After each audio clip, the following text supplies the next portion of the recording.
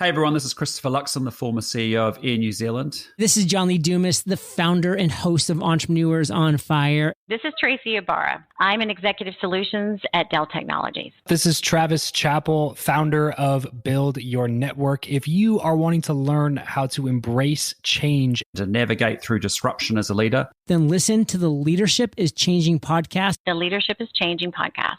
the Leadership is Changing podcast with my good friend, my very good friend, Denis Giannoutsos. Welcome to Leadership is Changing. Each week, we and our guests provide information and insights through exploring leading change. This is taking your leadership to another level by finding the balance between executive excellence and personal well-being through stories that inspire real change. It's time to adapt in our fast-moving world when leadership is changing with your host, Denis Giannoutsos. Hey, welcome to the show, Leadership is Changing. What we as leaders know to be true is that change is constant. Leaders everywhere confront similar obstacles because people are people.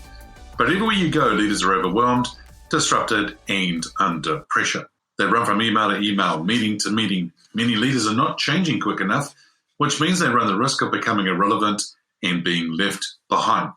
The purpose of the show is taking our listeners' leadership to another level by finding the balance between executive excellence and personal well-being through stories that inspire real change. I believe we don't have enough effective leaders in the world today, and if we get the leaders to step up and lead change, then they can inspire real change. Hey listeners, it's now time to adapt in our fast-moving world.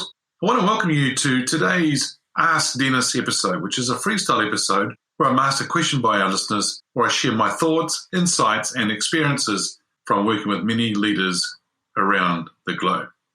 Hey listeners, if you haven't already checked out the Facebook group or the LinkedIn page, Leadership is Changing, love to see you come along to that platform, those communities, and share your thoughts. And so we'd be very welcome to come along and join those. Hey, today I want to talk to you about a topic, and is it time to leave? What do we mean by this? Well, have you heard of the Great R? That's right, the Great Resignation. A lot of people around the world are talking about this, and it's becoming a little bit of a thing or a topic that people are talking about. You know what? A lot of people right now are saying, screw it, I'm out of here, I'm leaving. I'm leaving my job, I'm going to go off and do something that I want to do. So what's driving this trend? What are we seeing here? What's making people wanting to leave their organizations? In fact, it's almost like the employees are taking control. You know, when you go into the property market and you're buying a house, there's a buyer's market, there's a seller's market. It's almost like the employees market right now. And the employees are thinking about certain things. You see, during lockdown, many of them actually upskilled in different areas and different sort of skill sets and capabilities, and now they're wanting to go off and put those in place. So some of them are going to more senior roles, some are going to a different kind of role, some people are going off to do something totally different. Others are being attracted to another organization due to hefty, large, really, really generous pay increases. And so for some people, they haven't had a pay increase for a long time, and now they're actually being sort of having a carrot dangled in front of them and for them to go ahead and take this other role. COVID, the pandemic, has really made people stop and step back and evaluate their lives.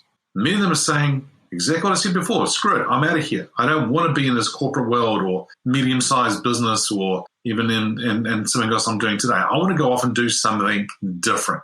Some of them are actually sacking their bosses. Their bosses haven't been very helpful or very nice to them. And so they're now at a situation whereby they're thinking, it's time for me to go. A plain, simple change of job is driving it as well, right? So there are definitely going to be people out there like that. In fact, in safe times, well, for a lot of people, when we were going through the pandemic in particular, and the world was shut down the last 18 months to 2 years, for what we noticed is that a lot of people really wanted to sort of lay low, stay safe, and stay in the roles that they're in. Now, people are coming out of lockdowns, the world's going back to a normal type of thing, or the new normal, as they're calling it. People are starting to think about what they actually wanted to go and do. And so, hence, they're thinking it's time for them to move on. The question I've got here is the grass really greener on the other side? I've done an episode on this previously about the grass being greener on the other side, and it's not always greener. For a lot of people, they tend to leave and they want to go and do something else, and that's all great. but it's not always greener on the other side.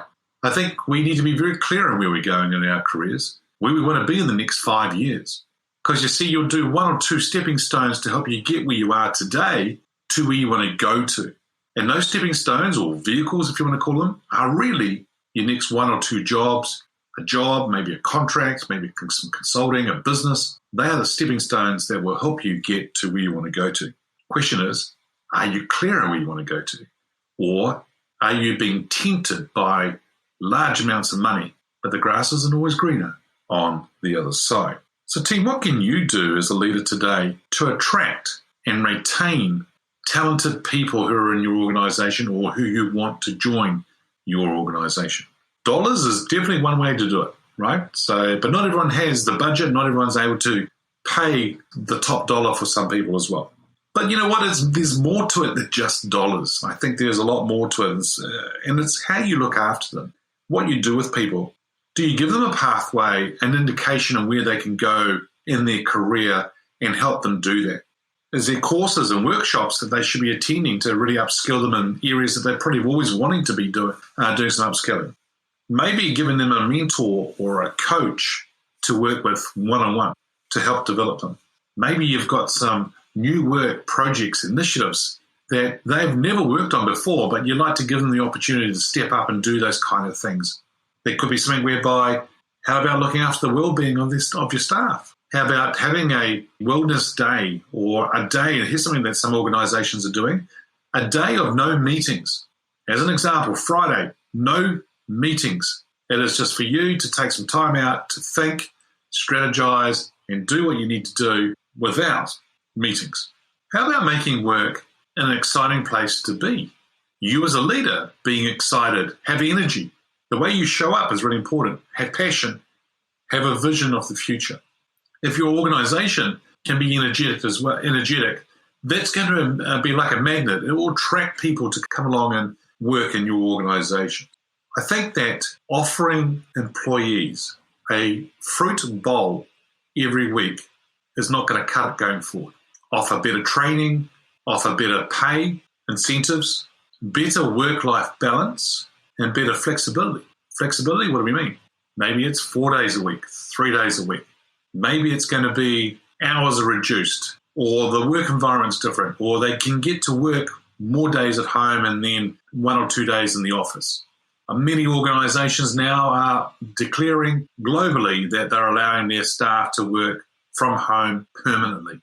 So all I know is that people are starting to look at things even more so about how to attract talented people, but also how to retain them.